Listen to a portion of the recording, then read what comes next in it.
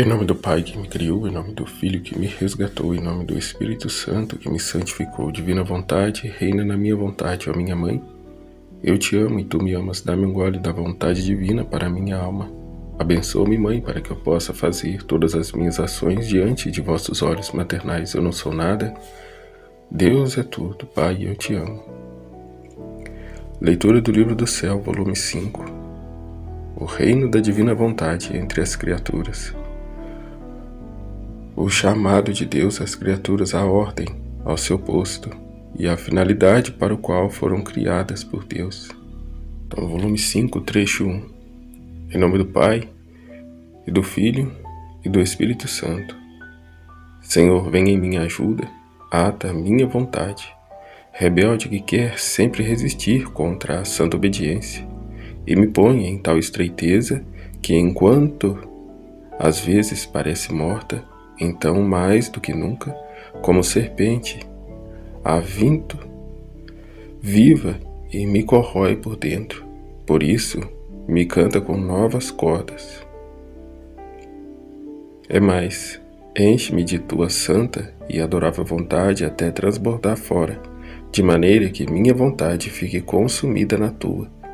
E então poderei ter a felicidade de não lutar mais contra a santa obediência. E tu, ó santa obediência, perdoe-me. Perdoa-me se te faço sempre a guerra e dá-me a força para poder seguir-te em tudo pacificamente, ainda que às vezes pareça que eu tenha toda a razão. Como lutar contra vós, como neste escrever por conta do confessor, mas bom, façamos silêncio. Não façamos mais atrasos e comecemos a escrever. Como o meu passado, confessor se encontrava muito ocupado, muito mais que no curso dos anos em que ele me dirigia. Quando não podia ele vir, vinha o confessor presente.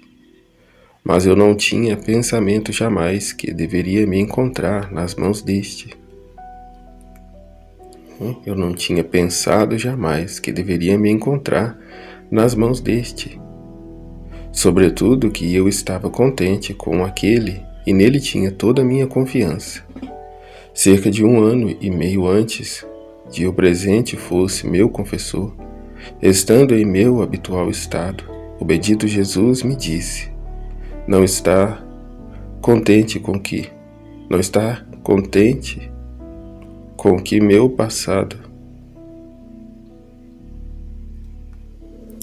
O bendito Jesus me disse não estar contente com que meu passado confessor não se ocupasse mais de meu interior e do modo como ele concorreria com Nosso Senhor sobre meu estado, dizendo-me que, quando coloco nas mãos do confessor almas vítimas, o trabalho de seu interior deve ser contínuo. Por isso digo-lhe, ou me corresponde, ou te coloco nas mãos de qualquer outro. E eu, Senhor, que dizes? Quem será tão paciente que deverá tomar esta cruz de vir cada dia a sacrificar-se como este confessor? E Jesus, dar-lhe-ei luz, nomeando o presente confessor, e virá. E eu, quão impossível é que ele tome essa cruz? E Jesus, sim, virá, e além disso, quando não me ouvir, a mim mandarei a minha mãe, e ele, que a ama, não lhe negará este favor, porque, certamente, nada é negado a quem verdadeiramente se ama. No entanto, eu quero ver um pouco mais o que este faz. E dize-lhe tudo o que eu disse. Quando o confessor veio, lhe contei tudo. Mas, pobrezinho, uma nova ocupação tomada por ele impossibilitava-o a ocupar-se de meu interior.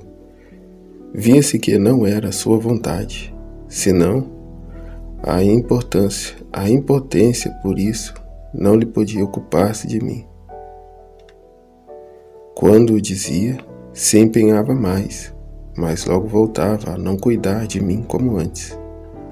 Jesus bendito se lamentava dele, e eu voltava a dizer ao confessor. Um dia ele mesmo me mandou ao Pai presente, e eu também com ele abri minha alma dizendo-lhe tudo o que tenho dito.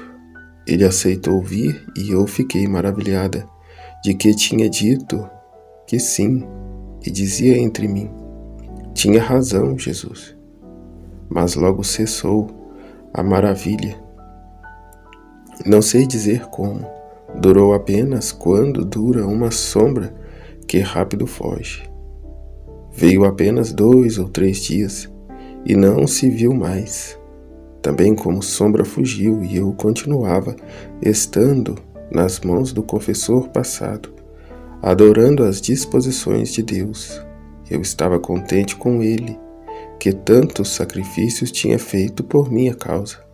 Depois de ter passado cerca de outro ano, e eu sentindo uma necessidade da consciência, disse ao confessor passado e disse-me, mando-te Dom Genaro, quer dizer, ao padre presente, investindo-se de minha necessidade.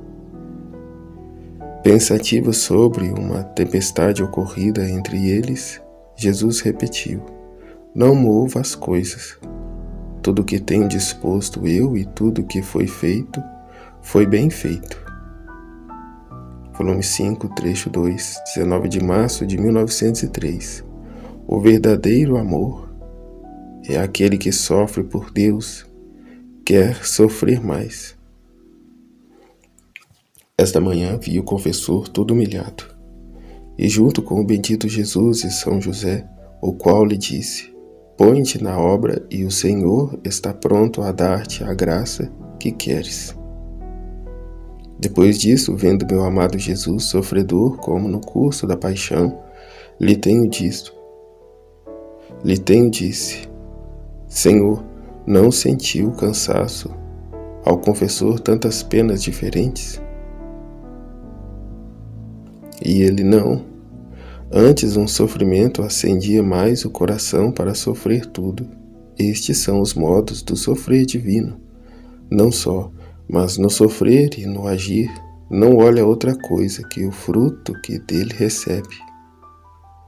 E eu, em minhas chagas e em meu sangue, vi as nações salvas, o bem que recebiam as criaturas. E meu coração, antes de sentir fadiga, sentia alegria e ardente desejo de sofrer mais. Então este é o sinal, se o que se sofre é participação de minhas penas, se une sofrer e alegria de sofrer mais, e se em seu agir obra por mim, se não olhar para o que faz, senão para a glória que dá a Deus e ao fruto que disto recebe. Volume 5, trecho 3, 20 de março de 1903. Jesus e São José consolam o Pai nas suas dificuldades. Encontrando-me fora de mim mesma, vi o Pai com dificuldades a respeito da graça que quer. E Jesus bendito outra vez com São José lhe dizia, se te puseres a obrar, todas as suas dificuldades desaparecerão e cairão como escamas de peixe. Volume 5, trecho 4, 23 de março de 1903. Se o amor é santo, forma a vida da santificação. Se é perverso, a vida da condenação. Encontrando-me em meu habitual estado, depois de ter esperado muito, vi por pouco tempo a meu adorável Jesus entre meus braços e uma luz que saía de sua testa. E nesta luz estavam escritas as seguintes palavras: o amor é tudo para Deus. E para o homem, se cessa o amor, cessaria a vida. Porém, há 2 espécies de amor, um espiritual e divino, e o outro corporal e desordenado. E entre estes amores há grande diferença, entre eles pela intensidade, multiplicidade, diversidade. Pode-se quase dizer que é a diferença que há entre o pensar da mente e do agir das mãos. A mente, em brevíssimo tempo, pode pensar em centenas de coisas, onde as mãos apenas podem fazer uma só obra. Deus Criador se cria as criaturas, e o amor que faz que as crie. Se tem em contínua atitude seus atributos para com as criaturas, é o amor que a isto o empurra, e seus mesmos atributos de amor recebem a vida. O mesmo amor desordenado, como as riquezas, aos prazeres e a tantas outras coisas, não são estas as que formam a vida do homem, mas se sente amor a estas coisas, não só formam a vida, mas chega a fazer delas um ídolo próprio. Assim, se o amor é santo, forma a vida da santificação, se é perverso, forma a vida da condenação. Volume 5, trecho 5, 24 de março de 1903. Enquanto se é nada, pode-se ser tudo estando com Jesus. Esta manhã, depois de ter passado dias amargos, o bendito Jesus veio e se divertia familiarmente comigo, tanto que eu acreditava que devia possuí-lo sempre, mas quando estava no melhor, como um relâmpago desapareceu. Quem pode dizer minha pena? Sentia-me a enlouquecer, muito mais que estava quase segura que não o perderia mais. Agora, enquanto me consumia em penas, como o relâmpago voltou, e com uma voz sonora e séria me disse: quem és tu que pretendes ter-me sempre contigo? E eu, louca como estava, toda atrevida, respondi: estando contigo sou tudo. Sinto que não sou outra coisa que uma vontade saída do seio de meu Criador. E esta vontade, até que esteja unida contigo, sente a vida, a existência, a paz, todo o seu bem. Sem ti, a sinto sem vida, destruída, dispersa, inquieta. Posso dizer que provo todos os males, e para ter vida e não me dispensar. E para ter vida e não me dispersar, esta vontade saída de ti busca teu seio, teu centro, e aí quer permanecer para sempre. Parecia que Jesus se enternecia tudo, mas de novo repetiu: mas quem és tu?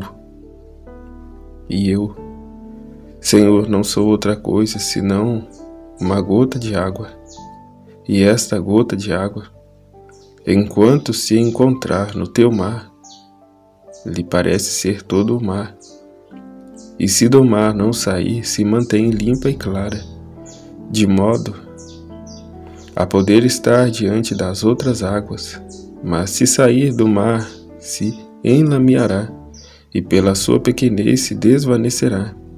Todo comovido se inclinou para mim, dando-me um abraço, e me disse: minha filha, quem quer estar sempre em minha vontade, conserva nela a mim mesma pessoa.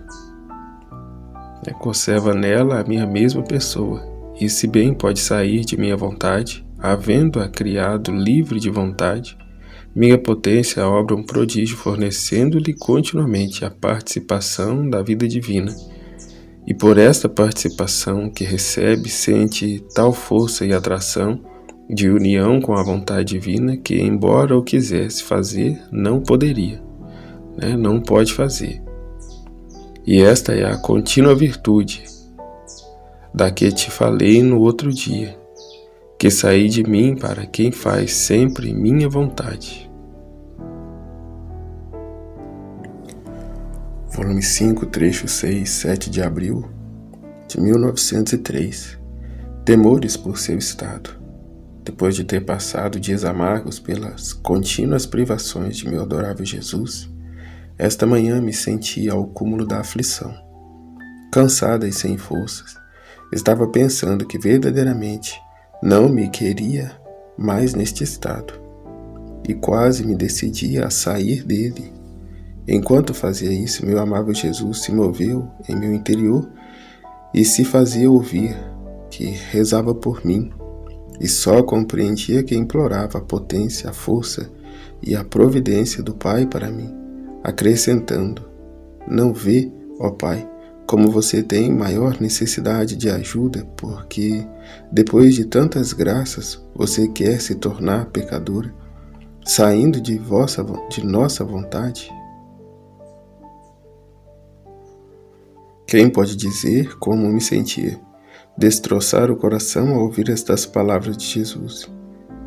Depois saiu de dentro de mim, e eu, depois de me ter assegurado que fora o bendito Jesus, disse: Senhor, é a tua vontade que continue neste estado de vítima? Porque eu não me sinto na mesma posição que no princípio. Me vejo como se não fosse necessária a vinda do sacerdote, e pelo menos pouparei o sacrifício ao confessor.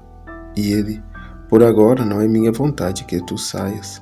A respeito do sacrifício do sacerdote, restituirei centuplicada a caridade que faz. Depois todos os aflitos acrescentaram: minha filha, os socialistas planejam entre eles golpear a igreja. E isto fizeram-no na França publicamente, e na Itália mais oculto. E minha justiça vai encontrando vazios para lançar mãos dos castigos.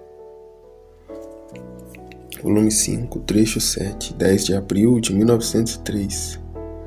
Como os homens não se rendem, Jesus fará ressoar a trombeta de novos e graves flagelos. Encontrando-me fora de mim mesma, via Nosso Senhor com uma vara na mão, que tocava as nações, e elas, sendo tocadas, se dispersavam e se rebelavam. E o Senhor lhes disse: toquei-vos para vos reunirdes em mim, e em vez de vos reunirdes, reveu e dispersais de mim. Por isso é necessário que eu soe a trombeta. E enquanto dizia isso, pôs-se a tocar a trombeta. E eu compreendia que o Senhor mandara algum castigo. E os homens, em vez de humilhar-se, tomaram ocasião para ofendê-lo e afastar-se. E o Senhor, ao ver isto, fará ressoar a trombeta de outros graves flagelos. Volume 5, trecho 8, 21 de abril de 1903. Jesus suspende Luísa de seu habitual estado para poder castigar. Tendo passado dias amargos de privações e lágrimas, com o acréscimo de me ver na possibilidade de que o Senhor me suspendesse do estado de vítima, como de fato me aconteceu, que, porque me esforçava, não podia perder os sentidos. Mas fiquei surpreendida por muitas dores internas que me inquietavam, sem que eu pudesse compreender. Apenas um sonho na noite, no qual me parecia ver um anjo que me levava dentro de um jardim, no qual estavam todas as plantas enegrecidas, mas eu não fiz, só pensava em como Jesus me tinha expulsado de si. Então, ao fim da tarde, o confessor chegou e, encontrando-me em mim mesma, disse-me que as vinhas tinham congelado. Fiquei aflita ao pensar nas pobres pessoas e no temor de que não me fizesse cair em meu estado acostumado para poder livremente castigar. Mas esta manhã o bendito Jesus veio me fazendo cair no meu estado habitual, e eu mal ouvi e disse: Ah, Senhor, e ontem que fizeste? Então você saiu com a sua? E além disso, nem sequer me disse nada, que pelo menos teria implorado para evitar em parte o castigo. E ele, minha filha, era necessário que te suspendesse, de outra maneira tu me terias impedido. E eu não poderia estar livre. E além disso, quantas vezes não fiz eu o que tu quiseste? Ah, minha filha, é necessário que no mundo chovam os flagelos. De outra maneira, por cuidar dos corpos, se perderão as almas. Dito isto, desapareceu e eu me encontrei fora de mim mesma, sem meu doce Jesus. Por isso ia buscando, e nesse momento via no céu um sol diferente do sol que nós vemos, e junto uma multidão de santos, os quais, ao ver o estado do mundo, a corrupção e como se fazem zombaria de Deus, todos a uma voz gritavam: vingança de tua honra, de tua glória. Faz uso da justiça enquanto o homem não quer reconhecer mais os direitos de seu Criador. Mas como falavam em latim, eu pensava que fosse este o significado. Ao ouvir isto, eu tremia, me sentia gelar e implorava piedade e misericórdia. Volume 5, trecho 9, 8 de maio de 1903. Quando o homem se dispõe ao bem, recebe o bem. E se dispõe ao mal, o mal recebe. Continuando o meu amargo estado de privações, em que no máximo Jesus se deixava ver taciturno e por breves instantes, esta manhã, empenhando-se o confessor em fazê-lo vir, perdendo os sentidos por pouco e quase pela força, se fazia ver e, voltando-se para o confessor, disse-lhe com aspecto sério e aflito: que queres? O pai parecia confuso e não sabia dizer nada, então eu disse: Senhor, talvez seja o fato da missa que ele quer. E o Senhor acrescentou: prepara-te, e a terás. E além disso, tu tens a vítima. Quanto mais próximo estiveres com o pensamento e com a intenção, tanto mais te sentirás forte e livre para poder fazer o que queres.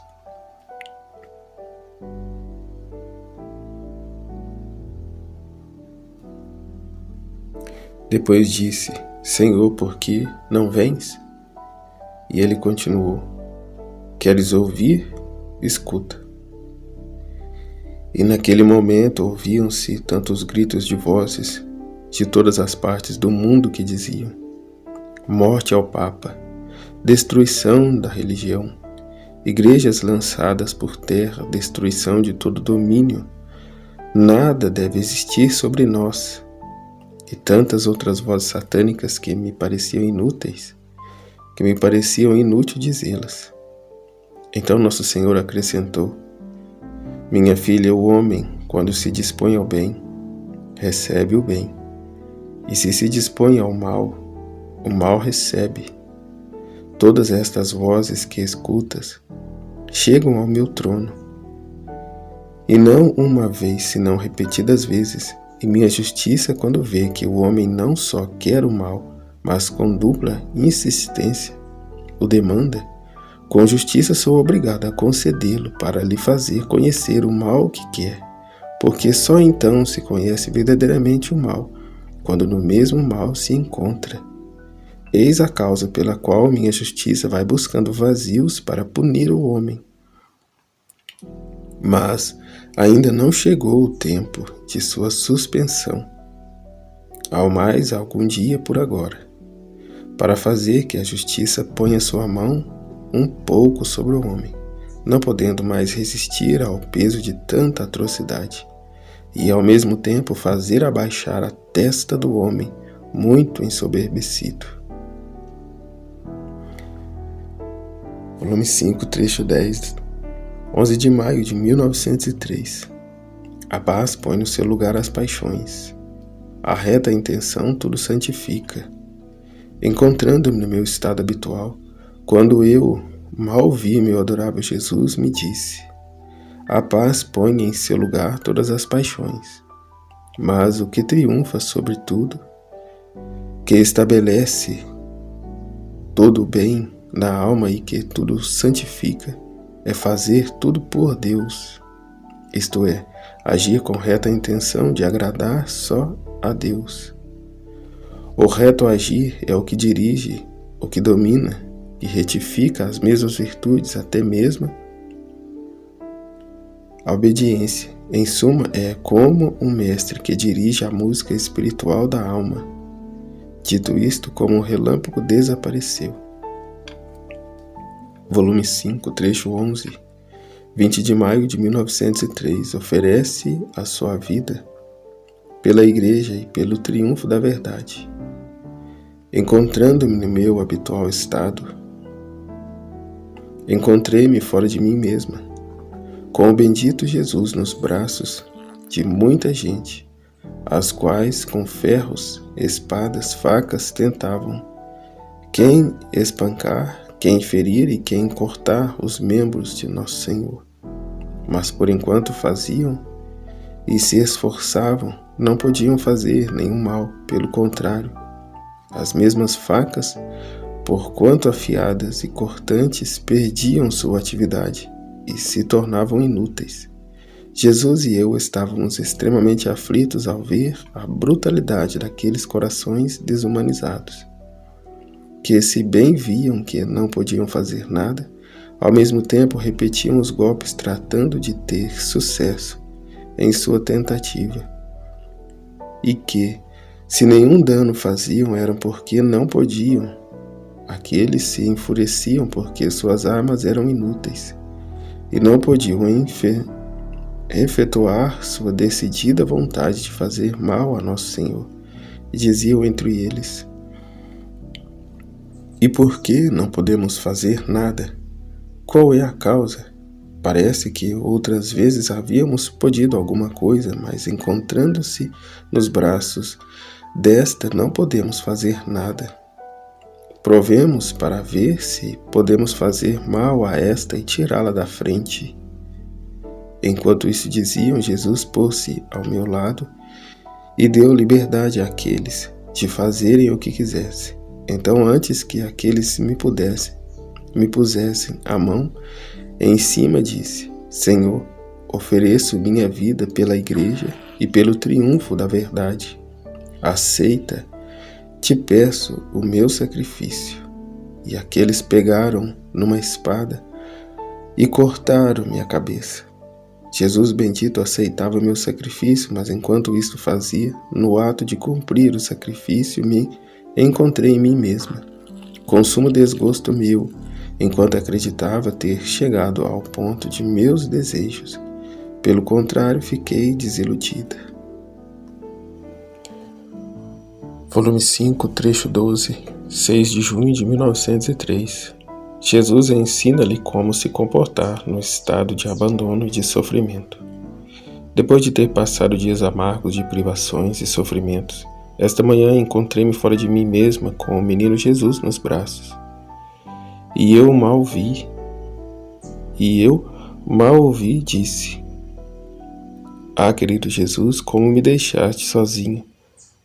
Pelo menos ensina-me como devo comportar-me neste estado de abandono e de sofrimento.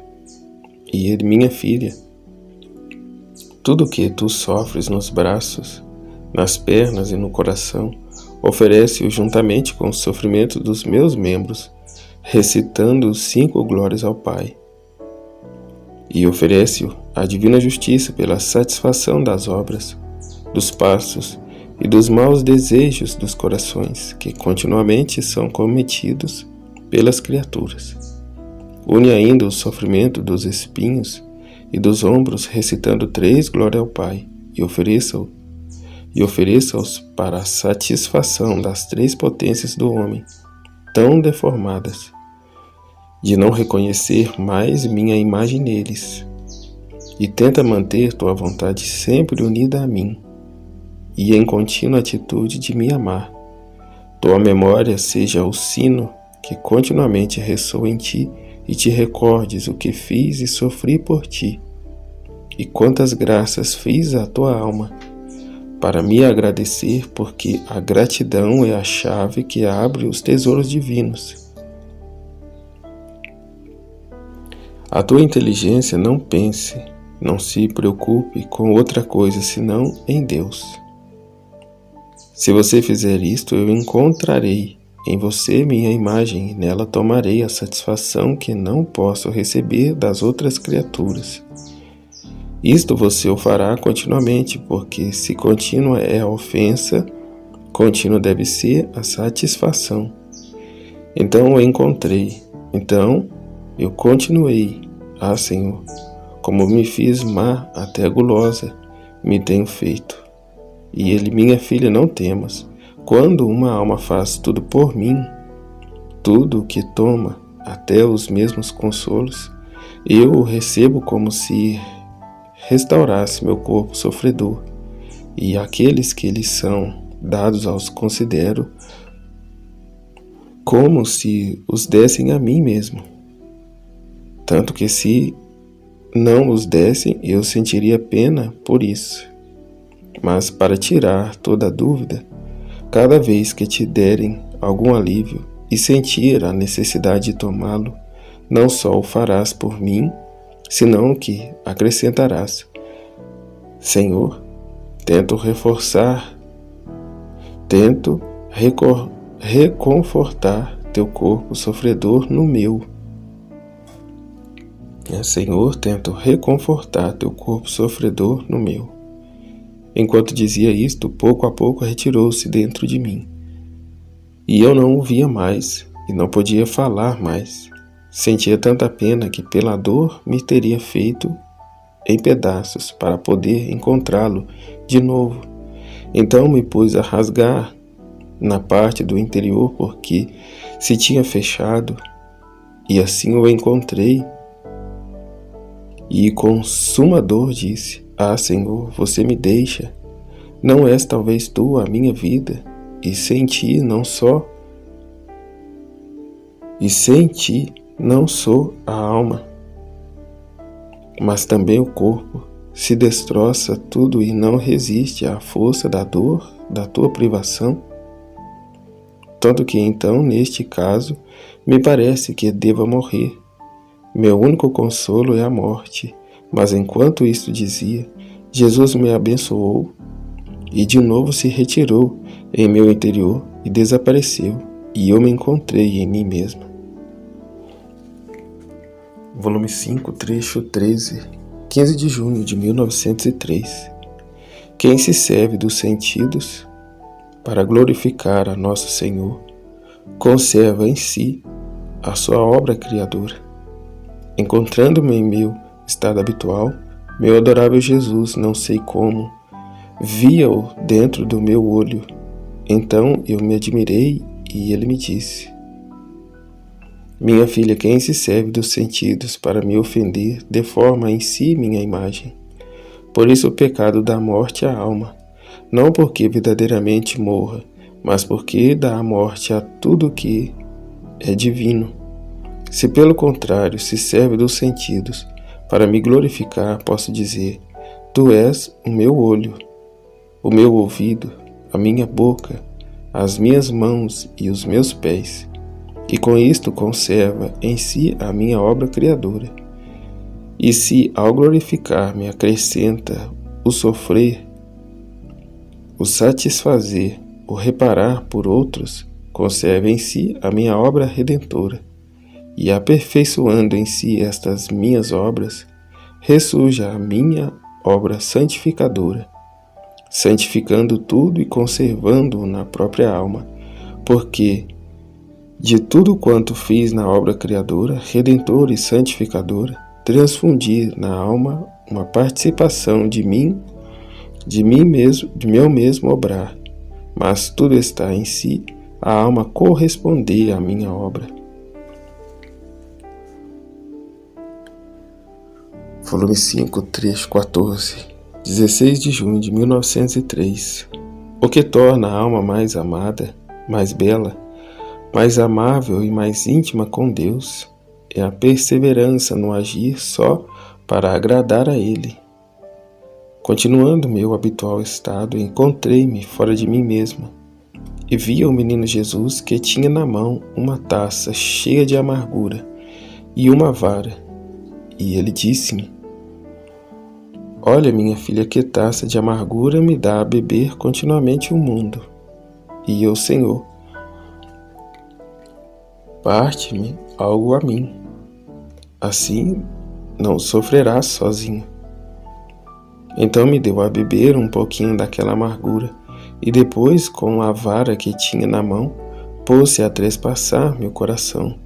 tanto que fazia um buraco de onde saía um rio daquela amargura que tinha bebido, mas mudada em leite doce, e ia à boca do menino, que tudo se adoçava e confortava, e depois me disse: minha filha, quando dou a alma, o amargo, as tribulações, se a alma se uniformiza à minha vontade, se me agradece por isso, e disso me faz um presente oferecendo a mim mesmo, para ela é amargo, é sofrimento, e para mim se muda em doçura e alívio.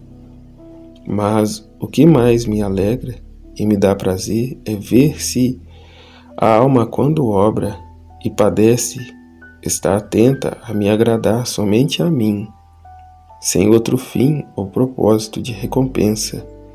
Porém, o que faz mais querida a alma, mais bela, mais amável, mais íntima no ser divino, é a perseverança neste modo de comportar-se, tornando-a imutável junto com o imutável Deus. Porque se hoje faz e amanhã não, se uma vez tem um fim e outra vez outro, hoje trata de agradar a Deus, amanhã as criaturas, é a imagem de quem hoje é rainha e amanhã é belíssima serva. Hoje se alimenta de deliciosos alimentos e amanhã de porcarias. Pouco depois desapareceu, mas logo voltou acrescentando: o sol está para benefício de todos, mas nem todos gozam de seus benéficos efeitos. Assim o sol divino a todos dá sua luz, mas quem goza seus benéficos efeitos? Quem tem aberto os olhos à luz da verdade, todos os outros, apesar de que o sol está exposto, ficam na escuridão. Mas, propriamente goza, recebe toda a plenitude deste sol, que está tudo ocupado em me agradar. Volume 5, trecho 15. 30 de junho de 1903. Beleza interior da alma. Encontrando-me fora de mim mesmo, vi a Rainha Mãe, e prostrando-me aos seus pés, disse-lhe: minha mãe, em que terrível estreiteza me encontro, privada do único bem meu e da minha própria vida. Sinto-me chegar aos extremos. E enquanto dizia isto, chorava, e a Virgem Santíssima, abrindo-se uma parte do coração, como se abrisse uma custódia, tomou o menino de dentro e me deu, dizendo: minha filha, não chores. Aqui está o teu bem, a tua vida, teu tudo. Toma-o e tenha-o sempre contigo, e enquanto tiveres contigo, tenha o teu olhar fixo em teu interior sobre ele. Não te preocupes se não te diz nada, ou se tu não sabes dizer nada. Somente olha-o em teu interior, porque como olhá-lo, compreenderás tudo, Porque com olhá-lo, compreenderás tudo, farás tudo e satisfará por todos. Esta é a beleza da alma interior, que sem voz, sem instruções, como não há nada exterior que a atraia ou a inquiete, senão que toda a sua atração, todos os seus bens estão fechados no interior, facilmente com um simples olhar a Jesus, tudo entende e toda a obra. Deste modo caminharás até o cume do Calvário, e uma vez que tenhas chegado, não mais como menino o verás, senão crucificado, e tu ficarás junto com ele crucificada. Por isso parecia que, com o menino nos braços e a Virgem Santíssima, fazíamos o caminho do Calvário. Enquanto se caminhava, alguma vez encontrava alguém que me diria que me queria tirar Jesus, e chamava em ajuda a Rainha Mãe, dizendo-lhe: minha mãe, ajuda-me, que querem tirar-me Jesus. E ela me respondia: não temas, teu empenho seja ter o olhar fixo, o olhar interior fixo sobre ele, e isto tem tanta força que todas as outras forças humanas e diabólicas ficarão debilitadas e derrotadas. Agora, enquanto caminhava, encontramos um templo no qual se celebrava a Santa Missa. No momento de receber a comunhão, eu voei com o menino nos braços, ao altar para recebê-la, mas qual não foi minha surpresa, que enquanto Jesus Cristo entrou dentro de mim, desapareceu dos meus braços e pouco depois me encontrei em mim mesmo. Volume 5, trecho 15.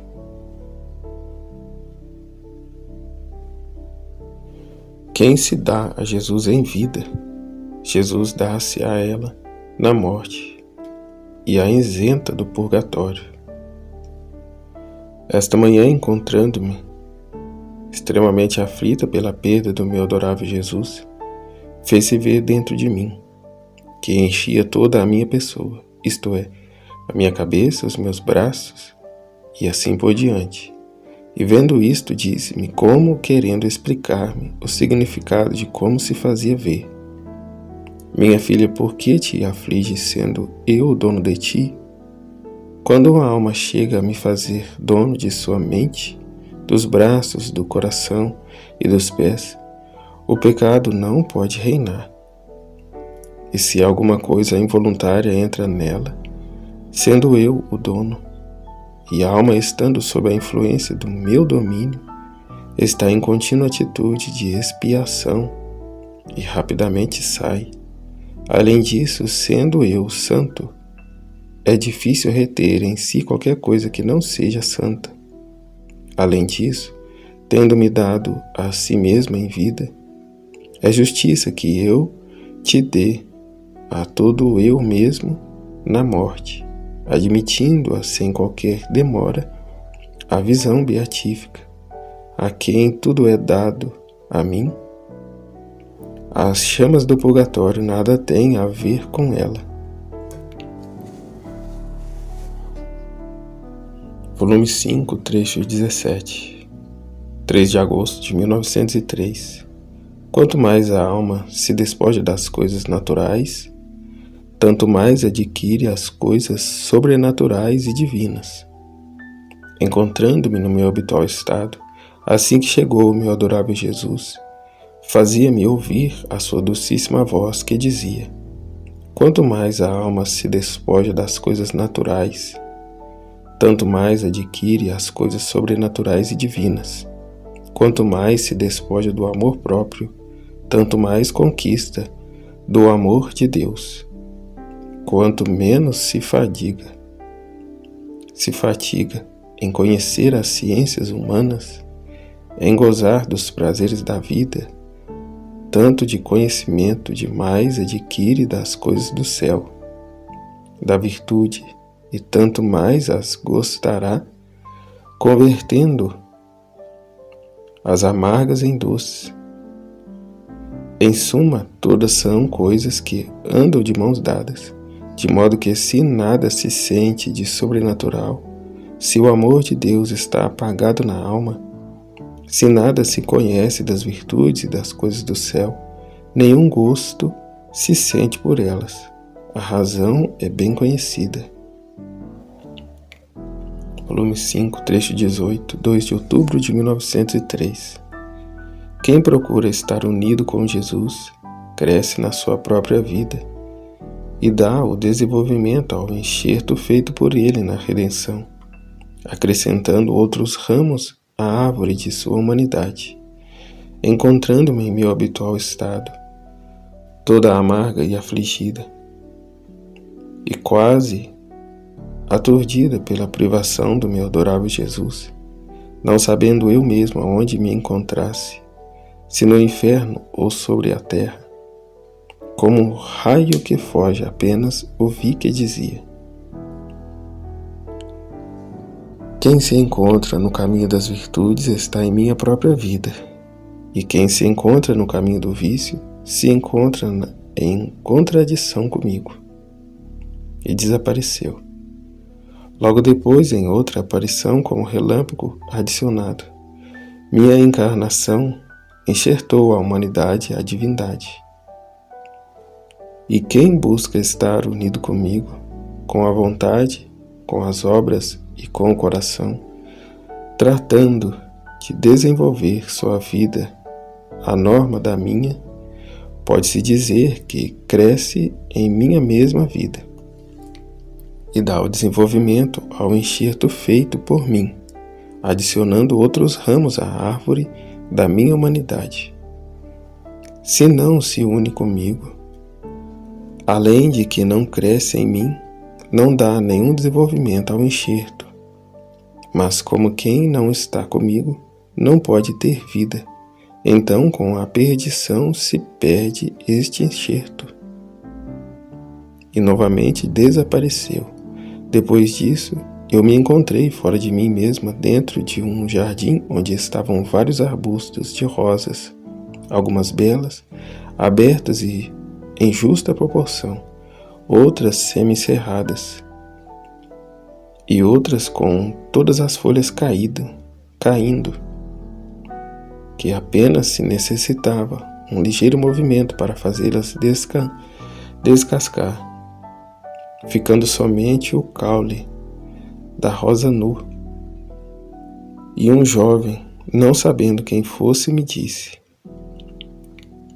as primeiras rosas são as almas interiores, que trabalham em seu interior. São símbolos das folhas da rosa que se contém no interior, dando um contraste de beleza, de frescor e de solidez, sem temer que alguma folha caia por terra.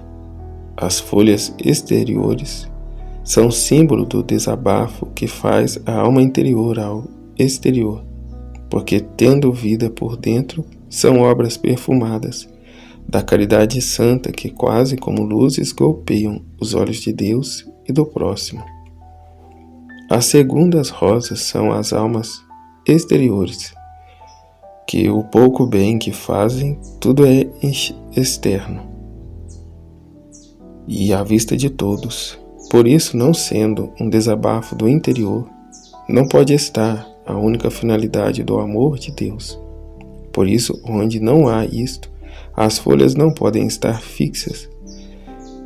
É dizer às virtudes, pelo que chegando o leva o sopro da soberba, o sopro da complacência, do amor próprio, do respeito humano, das contradições, das mortificações, fazem cair as folhas, mal as tocam, assim que a pobre rosa fica sempre nua, sem folhas, ficando-lhe somente espinhos que punem a consciência.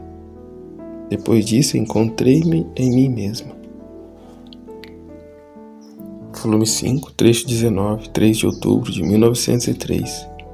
Jesus continua a sua vida no mundo, não só no Santíssimo Sacramento, mas também nas almas que se encontram em graça. Enquanto eu estava pensando na hora da paixão, quando Jesus se despediu de sua mãe para ir à morte e se abençoaram mutuamente, e estava oferecendo esta hora para reparar por aqueles que não abençoam em cada coisa o Senhor, mas o ofendem, para impedir todas as bênçãos que são necessárias para nos conservar na graça de Deus e para preencher o vazio da glória de Deus, como se todas as criaturas o abençoassem.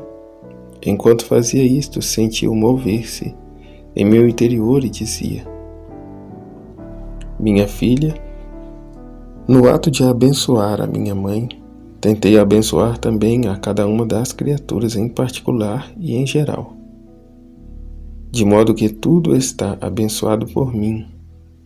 Os pensamentos, as palavras, os batimentos, os passos, os movimentos feitos por mim, tudo está avalizado com minha bênção. Também te digo que todo o bem que fazem as criaturas, tudo foi feito por minha humanidade. para fazer que todo o obrar das criaturas fosse primeiro divinizado por mim. Além disso, a minha vida continua ainda real e verdadeira no mundo, não só no Santíssimo Sacramento, mas também nas almas que se encontram na minha graça. E sendo muito estreita a capacidade da criatura, não podendo tomar de uma só tudo que eu fiz, faço de maneira que uma alma continue meus reparos, outra os louvores, alguma outra o agradecimento, alguma outra o zelo da saúde das almas, outra meus sofrimentos, e assim de tudo. O mais, e segundo me correspondam, assim desenvolva minha vida nelas, assim que pense em que estreitas e penas, assim que pense em que estreias e penas me põe, assim que pense em que estreitas e penas, estreias e penas me põe, pois enquanto eu quero obrar neles, eles não me fazem caso. E dito isso, desapareceu e eu encontrei-me em mim mesmo. Volume 5, trecho 20, 7 de outubro de 1903. As almas vítimas são os anjos humanos que devem reparar, impedir e proteger a humanidade. Havendo dito ao confessor que me deixasse na vontade de Nosso Senhor, tirando-me a obediência de que, sem importar se ele me amava ou não, devia continuar neste estado de vítima, e ele, primeiro que não queria, e depois que sim, se eu assumia a responsabilidade de responder a Jesus Cristo do que podia acontecer no mundo, por isso que pensasse primeiro e depois respondesse, e querendo dizer que eu não queria opor-me ao querer divino, só que se o Senhor o quiser, eu quero, e se Ele não quiser, eu não quero. Em que aproveita esta responsabilidade? E ele: pensa primeiro e amanhã responderás. Então, pensando dentro de mim, Jesus me disse: a justiça o quer, o amor não. Depois, encontrando-me no meu estado habitual, quando mal ouvi, me disse: os anjos obtenham ou não obtenham, fazem sempre o seu ofício. Não se retiram da obra confiada por Deus, da guarda das almas, e embora vejam que quase a despeito de seu cuidado, diligência, indústria, suas contínuas assistências, as almas se perdem. Então, estão sempre lá, em seus postos. Nem se obtém ou não obtém, dão maior ou menor glória a Deus, porque sua vontade é sempre estável para cumprir o trabalho confiado a eles. As almas vítimas são os anjos humanos que devem reparar, impedir, proteger a humanidade. E se obtém ou não obtém, não devem cessar em seu trabalho, a menos que lhes seja assegurado do alto. Volume 5, trecho 21, 12 de outubro de 1903. Significado da coroação de espinhos. Esta manhã vi meu amado Jesus, meu amável, meu adorável Jesus, coroado de espinhos, e vendo naquele modo, disse-lhe: doce Senhor meu, por que vossa cabeça invejou a vosso flagelado corpo, que havia sofrido tanto e tanto sangue tinha derramado, e não querendo a cabeça ficar atrás do corpo, honrando com o adorno do sofrer, instigaste a si mesmo os inimigos a coroar-se com uma coroa de espinhos, tão dolorosa e tempestuosa. E Jesus, minha filha, muitos significados tem esta coroação de espinhos, e porquanto disse, fica sempre muito por dizer, porque é quase incompreensível a mente criada, e porque minha cabeça quis ser honrada, conter sua porção distinta e especial, não geral, de um sofrimento e espalhamento de sangue, fazendo quase concorrência com o corpo. O por que foi, que sendo a cabeça que une todo o corpo e toda a alma, de modo que o corpo sem a cabeça é nada, tanto que se pode viver sem os outros membros, mas sem a cabeça é impossível. Sendo a parte essencial de todo o corpo, assim é verdade, que se o corpo peca ou faz o bem, é a cabeça que dirige, não sendo o corpo outra coisa que um instrumento. Então, devendo minha cabeça restituir o regime e o domínio, e merecer que nas mentes humanas entrassem novos céus de graças, novos mundos de verdade, e destruir os novos infernos de pecado,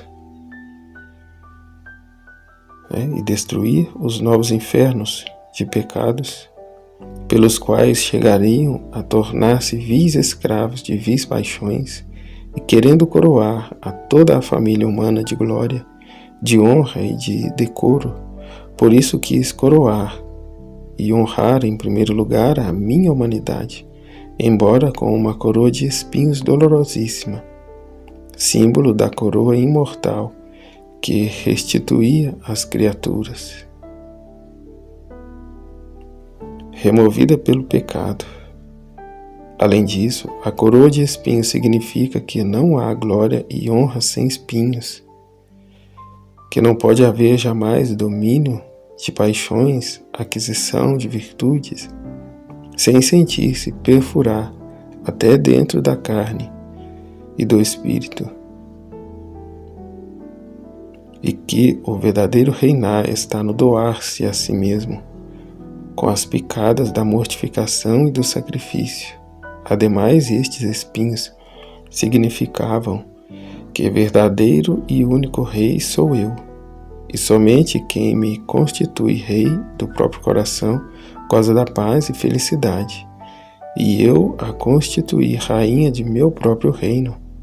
Além disso, todos aqueles rios de sangue que brotavam de minha cabeça eram tantos riachos que ligavam a inteligência humana ao conhecimento da minha supremacia sobre eles. Mas quem pode dizer tudo o que ouço dentro de mim? Não tenho palavras para expressá-lo. Antes, o pouco que disse me parece haver dito incoerente. E assim creio que deve ser ao falar das coisas de Deus, por quanto alto e sublime eu possa falar, sendo ele incriado e nós criados. Não se podia dizer de Deus mais que balbucios. Volume 5, trecho 22, 16 de outubro de 1903. A divina vontade é luz, e quem a faz se nutre de luz. Encontrando-me em meu habitual estado, me sentia toda cheia de pecados e de amarguras. Então se fez como um flash de luz em meu interior, e apenas vi a meu adorável Jesus, porém ante sua presença os pecados desaparecem. Ante sua presença os pecados desapareceram. E eu tenho dito, meu Senhor, como é que diante da tua presença, com a qual eu devo conhecer mais os meus pecados, acontece o contrário? E ele, minha filha, minha presença é mar que não tem confins, e quem se encontra em minha presença é como uma gotinha, que seja negra ou branca. Em meu mar se perde, como se pode reconhecer mais? Além disso, meu toque divino purga tudo, e o preto faz branco, como você teme então? Além disso, minha vontade é luz, e você fazendo sempre minha vontade te nutres de luz, convertendo-se tuas mortificações, privações e sofrimentos em alimento de luz para a alma, porque só o alimento substancioso e que dá a verdadeira vida é minha vontade. E você não sabe que com este contínuo nutrir-se de luz, ainda quando a alma contrai qualquer defeito, a purga continuamente? Dito isto, ele desapareceu. Volume 5, trecho 23, 18 de outubro de 1903. O pecado é um ato oposto da vontade humana à divina. O verdadeiro amor é viver na vontade do amado. Continuando meu habitual estado, por breves instantes vi o meu adorável Jesus e disse-me: minha filha, sabes tu que coisa forma o pecado? Um ato oposto à vontade humana à divina. Um ato oposto da vontade humana à divina. Imagine dois amigos que estão em contradição. Se a coisa é leve, você diz que não é perfeita e leal sua amizade, embora fossem coisas pequenas. Como amar-se e contradizer-se? O verdadeiro amor é viver na vontade do outro, inclusive à custa de sacrifício. Mas se a coisa é grave, não só não são amigos, mas ferozes inimigos. Tal é o pecado. Opor-se ao querer divino é o mesmo que fazer-se inimigo de Deus, ainda que seja em coisas pequenas. É sempre a criatura que se põe em contradição com o Criador. Volume 5, trecho 24. 24 de outubro de 1903. Imagem da Igreja. Havendo dito ao confessor meus temores, de que não fosse vontade de Deus meu estado, e que, ao menos como prova, gostaria de tratar de esforçar-me em sair e ver se o conseguia ou não. E o confessor, sem pôr sua acostumada dificuldade, disse: está bem, amanhã provará. Então fiquei como se tivesse sido libertada de um peso enorme. Agora, tendo ouvido a Santa Missa e recebendo a comunhão, assim que vi o meu adorável Jesus dentro de mim, que me olhava fixamente, com as mãos juntas, em ato de pedir piedade e ajuda, e nesse momento me encontrei fora de mim mesma, dentro de uma estadia onde estava uma mulher majestosa e venerável, mas gravemente doente, dentro de um leito com a cabeceira tão alta que quase tocava o teto. E eu era obrigada a estar acima desta cabeceira nos braços de um sacerdote para tê-la firme e olhar a pobre doente. Então, enquanto estava nesta posição, via uns poucos religiosos que rodeavam e davam cuidados à paciente, e com profunda amargura diziam entre eles: está mal, não necessita outra coisa. Não necessita outra coisa que uma pequena sacudida. E eu pensava em ter firme a cabeceira do leito por temor de que, movendo-se, o leito pudesse morrer. Mas vendo que a coisa ia para longo, e quase me aborrecendo do mesmo lazer, dizia àquele que me tinha dito: por caridade me abaixa, não estou fazendo nenhum bem, nem dando nenhuma ajuda. Em que proveito o estar-me assim inútil? Se abaixo, ao menos posso servi-la e ajudá-la. E aquele não ouviu que mesmo com uma pequena sacudida pode piorar e acontecer-lhe coisas tristíssimas? Assim, se você descer, não havendo quem mantenha firme o leito, pode inclusive morrer. E eu? Mas pode ser possível que fazendo só isto, lhe possa vir estar bem. Mas pode ser possível que fazendo só isto, lhe possa vir este bem.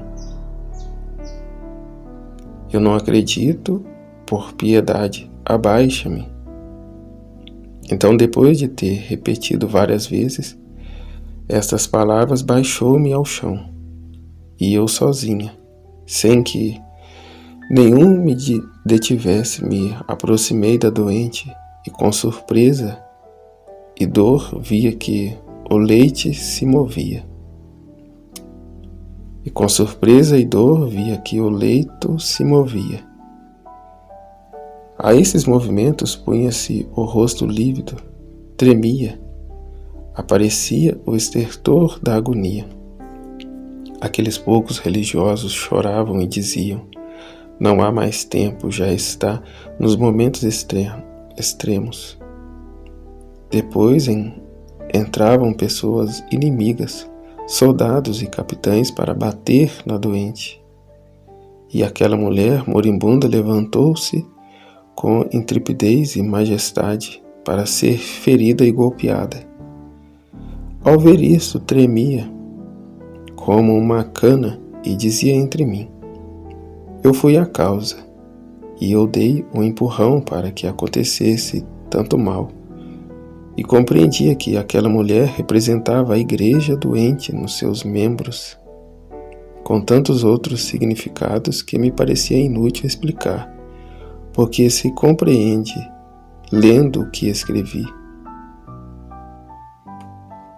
Então eu encontrei em mim mesma e Jesus, e meu interior disse: se te suspender para sempre, os inimigos começarão a fazer derramar sangue à minha igreja. E eu, Senhor, não é que não queira estar. O céu me guarde que eu me afaste de sua vontade, mesmo por um abrir e fechar de olhos. Só que, se quiser, estarei, se não quiser, me tirarei. E ele, minha filha, mal o confessor te libertou, isto é, quando te disse: está bem, amanhã tentamos. O nó de vítima soltou-se, porque só o adorno da obediência é o que constitui a vítima, e jamais a aceitaria por tal sem este adorno, ainda que a custo se fosse necessário de fazer um milagre de minha onipotência para dar luz a quem dirige, para fazer dar esta obediência. Eu sofri voluntariamente, mas quem me constituiu vítima foi a obediência a meu amado Pai, que quis adornar todas as minhas obras, desde a maior até a menor, com o adorno honorífico da obediência. Mais tarde, encontrando-me em mim mesma, sentia temor de tratar de sair, mas depois me arranjava dizendo: devia pensar quem me deu a obediência, e além disso, se o Senhor o quiser, eu estou disposta. Volume 5, trecho 25. 25 de outubro de 1903. A alma em graça apaixona a Deus. A alma em graça apaixona a Deus. Chegando a hora de meu habitual estado, pensava entre mim que se o Senhor não viesse, deveria tentar me esforçar ao menos para ver se o conseguia. Então primeiro resultava, mas depois veio meu adorável Jesus e me fazia ver que quando eu pensava em sair, quando eu pensava em estar,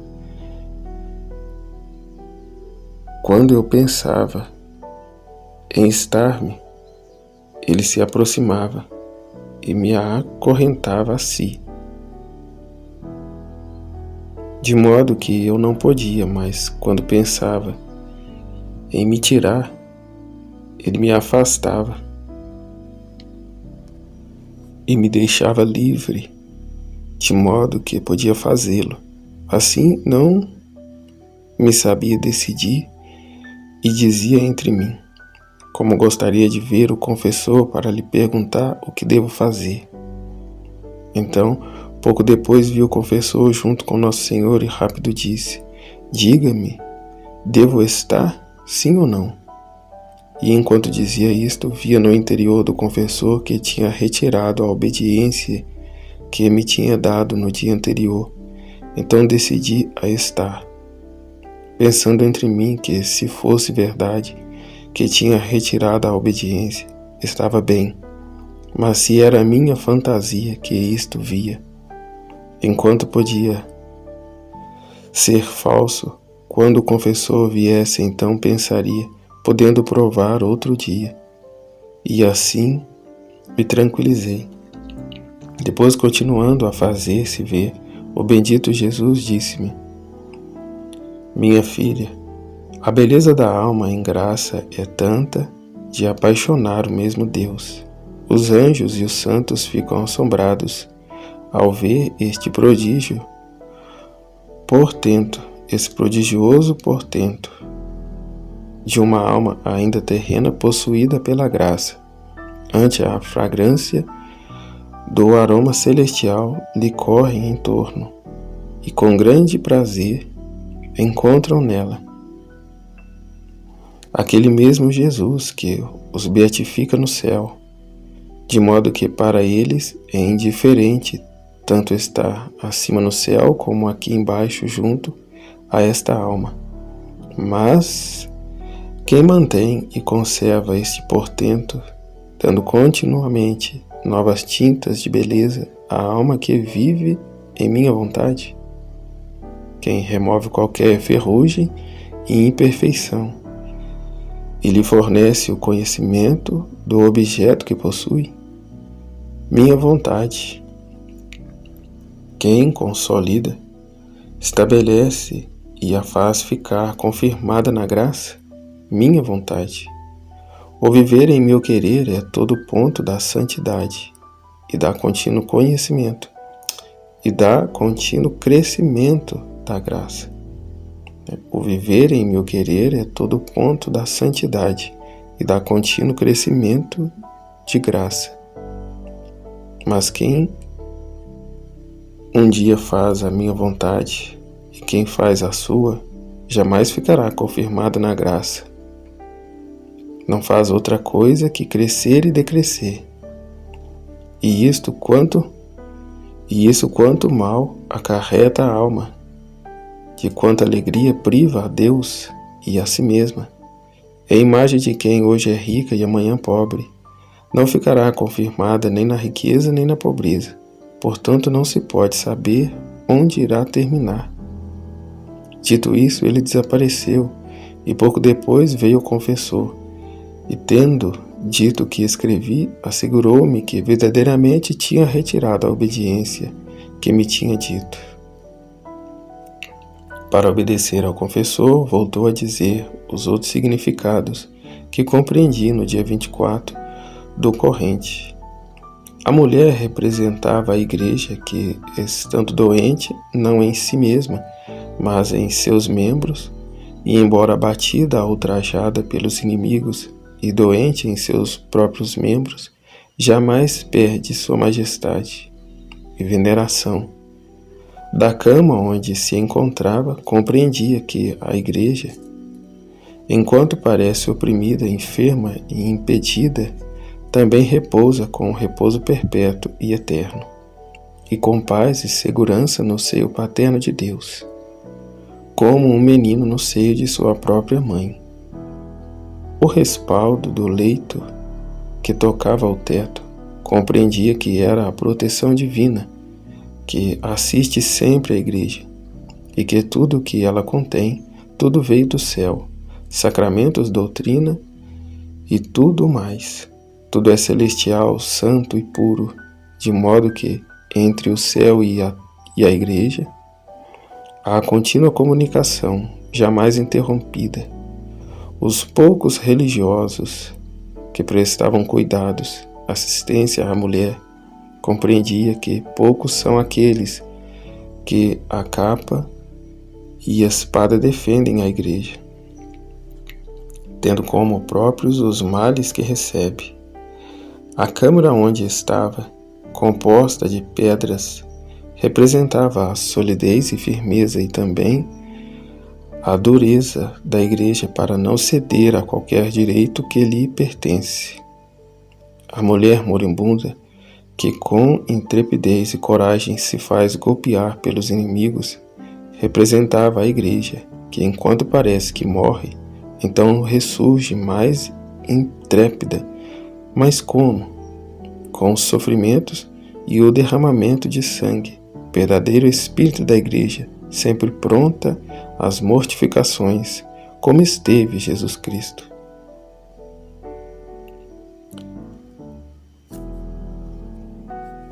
Volume 5, trecho 26, 27 de outubro de 1903. O modo de agir divino é pelo só amor do Pai e dos homens. Encontrando-me em meu estado habitual, por pouco tempo vi o meu adorável Jesus dizendo-me: minha filha, aceitar as mortificações e sofrimentos como penitência e como castigo é louvável, é bom, mas não tem nenhum nexo com o modo de agir do agir divino. Porque eu fiz muito, sofri muito, mas o modo que tive em tudo isto foi só o amor do Pai e dos homens. Assim descobre-se rapidamente se a criatura tem um modo de agir e de sofrer ao divino. Se só o amor e a sofrer a empurra. Se tem outros modos, embora fossem bons, é sempre modo da criatura. É sempre modo de criatura. Por isso se encontrará o mérito que pode adquirir uma criatura, não o mérito que pode adquirir o Criador, não havendo união de modos, enquanto que, se tem meu modo, o fogo do amor destruirá toda disparidade e desigualdade e formará uma só coisa entre minha obra e a da criatura. Volume 5, trecho 27, 29 de outubro de 1903. Quando a alma tem em si mesma impresso o fim da criação, Jesus lhe corresponde dando-lhe parte da felicidade celestial. Esta manhã meu adorável Jesus se fazia ver em meu interior, como se tivesse encarnado em minha mesma pessoa. E olhando para mim disse: minha filha, quando vejo na alma impressa o caráter do fim da minha criação, sentindo-me satisfeito dela, porque vejo cumprida muito bem a obra criadora por mim, vejo cumprida muito bem a obra criada por mim, sinto-me em dever, isto é, não dever, acrescentou rapidamente, porque em mim não há deveres. Mas o meu dever é um amor mais intenso de corresponder-lhe, antecipando para ela parte da felicidade celestial, isto é, manifestando à sua inteligência o conhecimento da minha divindade e atraindo-a com o alimento das verdades eternas, à sua vista recriando-a com minha beleza, a seu ouvido fazendo ressoar a suavidade da minha voz, a boca com meus beijos, ao coração os abraços e todas as minhas ternuras. E isto corresponde ao fim de havê-la criado, que é conhecer-me, amar-me, servir-me. E desapareceu. Então, encontrando-me fora de mim mesma, via o confessor e lhe dizia o que o bendito Jesus me disse. Perguntava-lhe se estava certo e me dizia sim. Não só isto, mas acrescentava que se conhecia bem o falar divino, porque quando Deus fala e a alma o relata, quem escuta não só vê a verdade das palavras, senão que sente em seu interior uma emoção que só o Espírito Divino possui. Volume 5, trecho 28, 30 de outubro de 1903. Ensinamento sobre a paz. Esta manhã, não ouvindo meu adorável Jesus, estava pensando em meu interior. Quem sabe se era verdade que era Nosso Senhor que vinha, ou melhor, o inimigo para me enganar, como Jesus Cristo devia me deixar tão feiamente sem nenhuma piedade. Como Jesus Cristo devia me deixar tão feiamente sem nenhuma piedade. Agora, enquanto eu pensava nisso por alguns instantes, ele se fez ver levantando sua destra e apertando minha boca com o polegar. Ele me disse: cale-se, cale-se. E além disso, seria engraçado que um que viu o sol, só porque ele não vê, diz que não era o sol o que tinha visto. Não seria mais verdadeiro e razoável se dissesse que o sol se escondeu e desapareceu. Mas embora não o visse, sentia que com suas mãos ia me tocando toda e esfregando a boca, a mente e demais coisas, e me deixava toda luminosa. E como não o via, a mente seguia duvidando. E ele, fazendo-se ver de novo, acrescentou: ainda não quer terminar com isso? Ainda não quer terminar com isto? Tu queres fazer desaparecer a minha obra em ti? Porque duvidando não estás em paz, e sendo eu fonte de paz, não te vendo em paz, farás duvidar a quem te guia, que não é o Rei da paz que habita em ti. Não queres estar atenta? É verdade que eu faço tudo na alma, de modo que sem mim não faria nada. Mas é também verdade que deixo sempre um fio de vontade à alma, para que também ela possa dizer: tudo faço por minha própria vontade. Então, estando inquieta, quebras aquele fio de união comigo, e me amarras os braços, sem que eu possa operar em ti, esperando até que te ponhas em paz para voltar a tomar o fio de tua vontade e continuar minha obra. Dei graças a Deus.